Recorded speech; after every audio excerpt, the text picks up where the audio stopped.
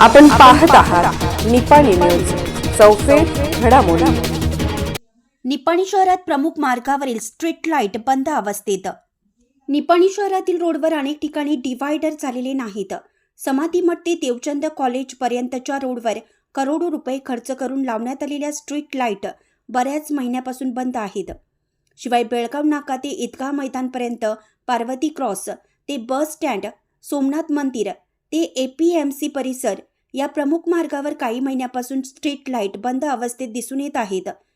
यामुळे हे रस्ते सातत्याने अंधारातच असतात। वाढत्या चोरांच्या पार्श्वभूमीवर याकडे पालिका प्रशासनाने लवकरात लवकर लक्ष देऊन त्वरित स्ट्रीट लाईट चालू कराव्यात, अशी नागरिकातून मागणी होत आहे।